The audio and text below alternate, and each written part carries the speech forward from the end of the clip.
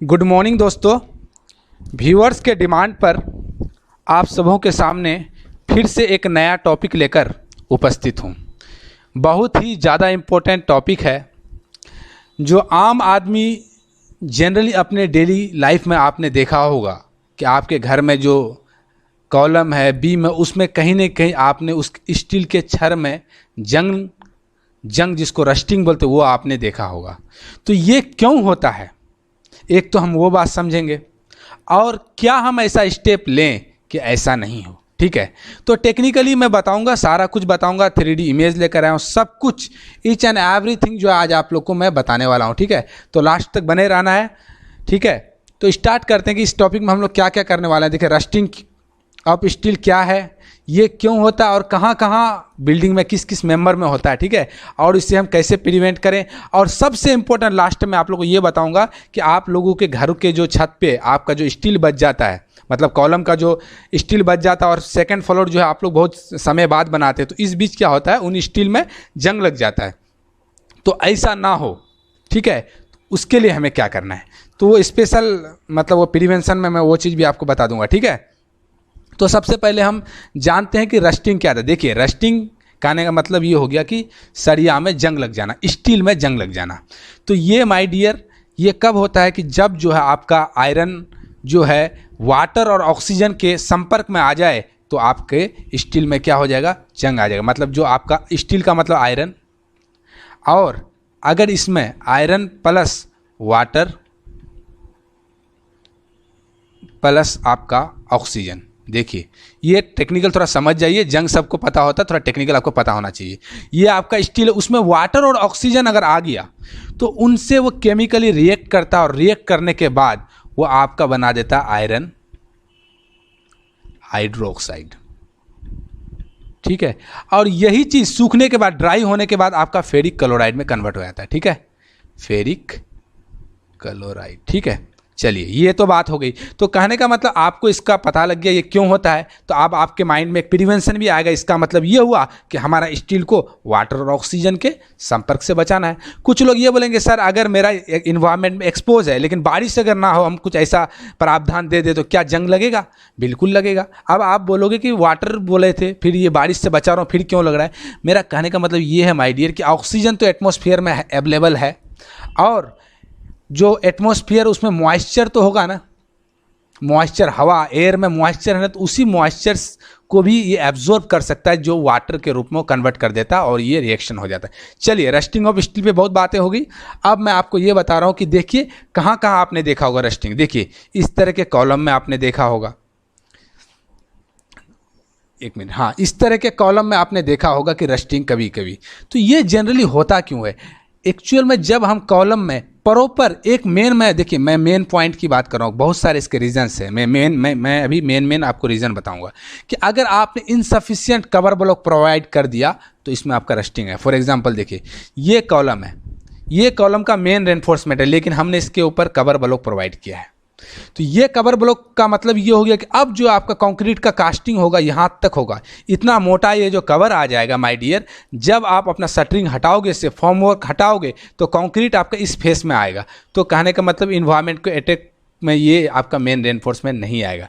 लेकिन इस इमेज में आप देखिए, इसने प्रॉपर एक कवर ब्लॉक इसमें प्रोवाइड नहीं किया इसके ऊपर। जब नहीं किया तो स्टील, जब आपने क्या कहते हैं, शटरिंग हटाए कास्टिंग करने के बाद, तो आपको ये स्टील दिखने लगा, तो ये आपका एनवायरनमेंट के अटैक में आ जाएगा। तो जनरली हम कितना कवर ब्लॉक प्रोवाइड करें, तो कॉलम के केस में अगर मैं बात करूं, तो कॉलम के केस में आपको 40 mm का कवर ब्लॉक आपको प्रोवाइड करना है, ऐसा आपका कोड बताता है कि 40 mm का एटलीस्ट कॉलम में कवर ब्लॉक आप प्रोवाइड करो, सो डैट कि ये आपका एनवायरनमेंट अटैक से आने से बच जाए। ठीक है, एक वो ये पॉइंट हो गया।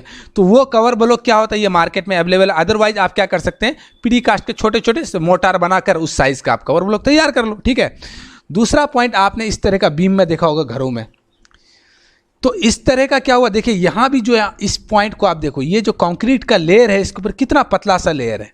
तो ये क्या हुआ, कुछ दिन बाद ये झड़ गया, जब वाइब्रेशन आया, लोड्स आया इस पर, ठीक है, तो एक समय बाद वो जब झड़ जाता है तो आसानी के साथ, मतलब पतला सा लेयर होगा तो झड़ ही जाएगा। तो देखिए ये आपका स्टील आपका दिखने लगा। तो इसमें आपका रस्टिंग आ जाए, क्योंकि ये आप आगे इसमें एयर आ रहा है, ठीक है, ऑक्सीजन आ रहा है और इन्वायरमेंट का मॉइस्चर इसमें आ गया तो रिएक्शन करके इस पर जंग लगा दिया। तो इसके लिए कितना कवर ब्लॉक प्रोवाइड करें, मतलब जो आपने यहाँ कवर ब्लॉक देखा ना, सेम यही कवर ब्लॉक आप यहाँ प्रोवाइड कर सकते हैं, ठीक है, इसके बीम के नीचे।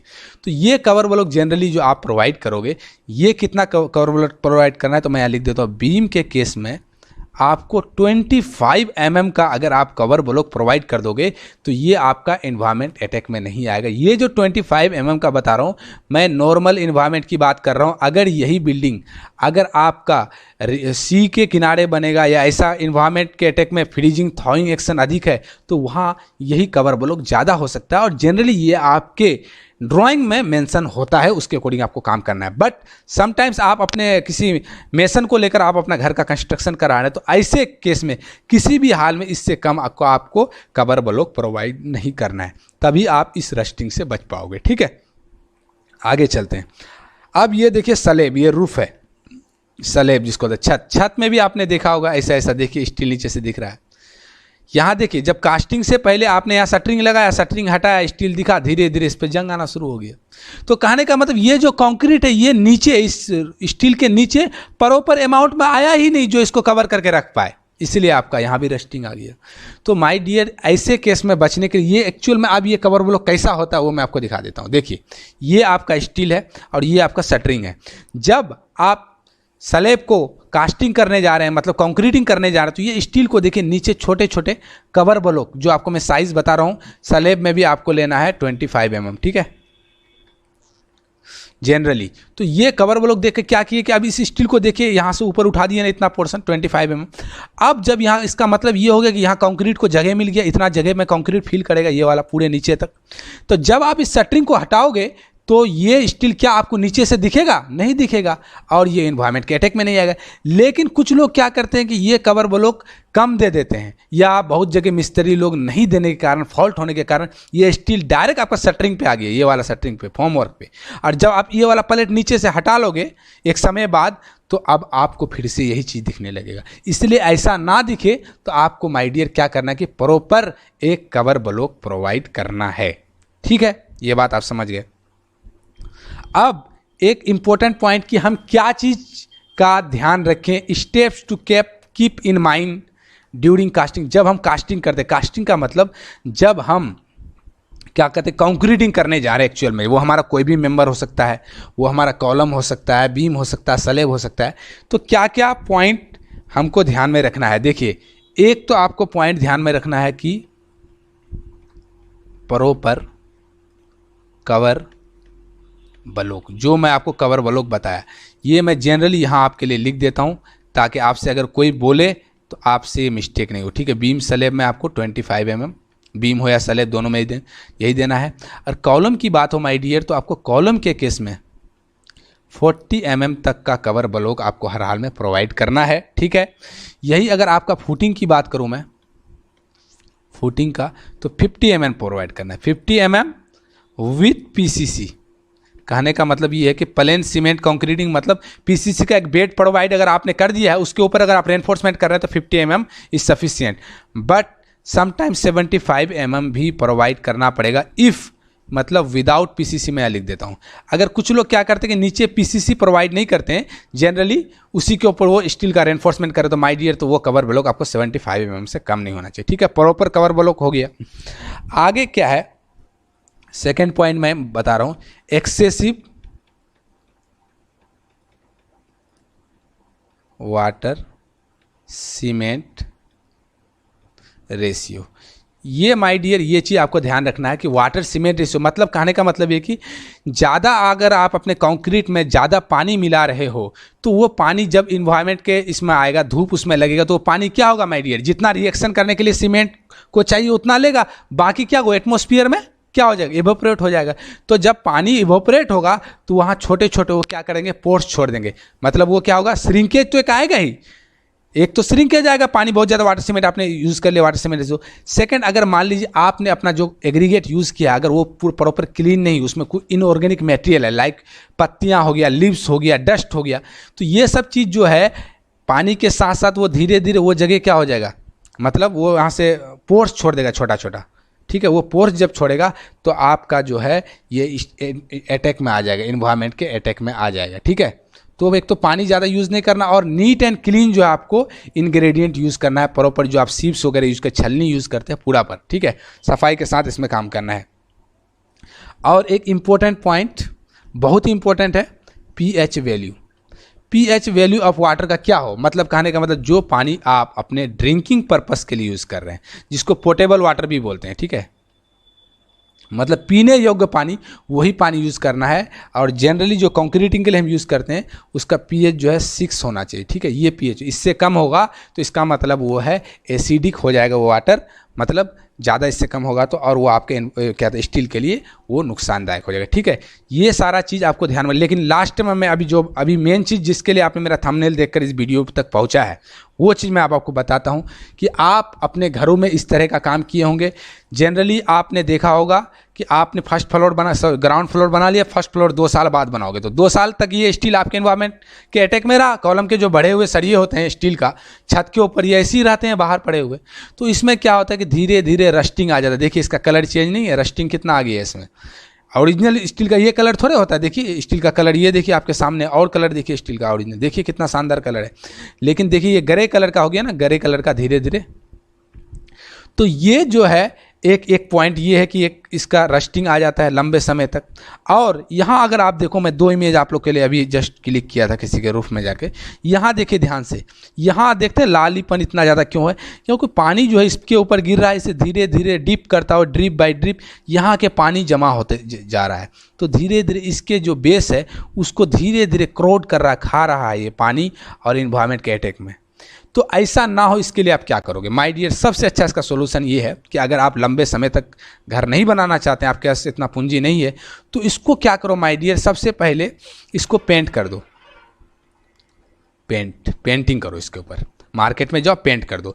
लेकिन पेंट जो क्या करोगे, पेंट एक क्या होगी, एक इस पर लेयर बना देगा, जो वाटर इस पर आएगा भी तो फिसल कर गिर जाएगा, ठीक है। एक तो ये पॉइंट हुआ। लेकिन ये पेंट अगर करोगे तो यहाँ फिर भी पानी जमेगा। तो इसके लिए आप क्या करें, तो माय डियर इसके लिए क्या करो कि आप चाहो तो हाफ पोर्शन तक, इतना पोर्शन तक कंक्रीटिंग पूरा कर दो। अब आप बोलोगे अगर मैं कंक्रीटिंग कर दूंगा बाद में इसको जोड़ना है, स्टील तो कैसे जोड़ेंगे, कंक्रीटिंग कर देंगे तो। वो मैं आपको बताता हूँ, वो मैं ये बता रहा हूँ कि कंक्रीटिंग करना है, लेकिन आपको ग्रेड जो यूज़ करना है कंक्रीट का वो बहुत ही लीन ग्रेड यूज़ करना है, लीन कंक्रीट। लीन कंक्रीट का मतलब क्या होता है, M5 मान लो, M7 मान लो, 1, 5, 10 का जनरली आप यूज़ कर लेना। ये बहुत ही मतलब क्या बोलते हैं, सस्ता वाला होता है, बहुत ही वीक बोला जाता है इस मिक्स को, क्या बोला था, वीक मिक्स बोला जाता है। ये ईजी में बाद में आपका ब्रेक करके हटा दिया जाएगा जब आप दोबारा ऊपर कास्ट करोगे, ठीक है। या दूसरा तरीका क्या है कि यहाँ तक इक्वल स्टील को इतना में कास्टिंग कर दो, इतना जगह को छोटा छोटा कास्ट कर दो, मोल्ड बना के इतना पोर्शन पर। तो कहने का मतलब नीचे यहाँ पानी नहीं जमेगा, ये फ़ायदा होगा। और यहाँ से ऊपर क्या करो माय डियर, पेंटिंग कर दो। सेम चीज़ मैं यहाँ बोला था, या तो पूरे का पूरे कास्ट कर दो, लेकिन आप बोलोगे इसमें ज़्यादा खर्च आएगा तो आप पेंटिंग कर दो। और ये जो बताया इतना पोर्शन तक आपको क्या करना है, छोटा छोटा कंक्रीट का मोल्ड बना दो, या मोटार से ही चाहे इसको फिल कर दो यहाँ तक। तो और ऊपर में क्या कर दो, पेंट आप कर दो। तो ये आपका कंक्रीट और ये जो आपका रेनफोर्समेंट है इस पर कभी जंग नहीं लगेगा। अगर आप सिर्फ पेंट करके छोड़ दोगे माय डियर, तो बॉटम वाला जो पोर्शन है यहाँ पानी जमेगा ही जमेगा, और यहाँ फिर आपका खाना शुरू कर देगा स्टील को, रस्टिंग यहाँ आ जाएगी। तो इससे बचने के लिए क्या करना है, यहाँ तक का लंबाई पे कास्ट कर दो आप सभी को, मतलब कंक्रीटिंग कर दो। दूसरा तरीका ये है कि चाहो जितना पोर्शन है इतना लेंथ वाइज आप कंक्रीटिंग कर दो, ज़्यादा खर्चा नहीं आएगा। लीन कंक्रीट बनाना है ताकि आसानी से वो टूट भी जाए बाद में, ठीक है। दूसरा तरीका, और एक और तरीका है, जब आपका स्लैब कास्टिंग हो गया तो यहाँ मोटार फिल करके थोड़ा स्लोपिंग कर दो कि पानी यहाँ नहीं जमे, ये भी एक तरीका है। और ऊपर वाला जो पोर्शन है माय डियर वहाँ आपको पेंट कर देना है। तो ये कुछ तरीका था जो मैंने देखिए, देयर आर सेवरल फैक्टर्स, ठीक है, बहुत सारे फैक्टर्स हैं जो रस्टिंग में इन्वॉल्व होते हैं, लेकिन मैंने मेन फैक्टर्स को ही ओनली आज डिसाइड किया, ठीक है। तो अगर आप लोगों को मेरा वीडियो अच्छा लग रहा है तो आप लोग लाइक एंड सब्सक्राइब कर दीजिए, ताकि मेरा आगे जो एस्टिमेशन के जनरली मैं वीडियोस बनाता हूं, पर जनरल कुछ सिविल के टर्म्स थे तो मैं ले आया इसको व्यूअर्स के डिमांड पे। तो मेरा जो नेक्स्ट वीडियो आने वाला है माय डियर, वो आपका जो है रिटेनिंग वॉल की BBS में बनाकर आप लोग के सामने ले आऊँगा, ठीक है। तो आज इतना ही रखते हैं, थैंक यू सो मच।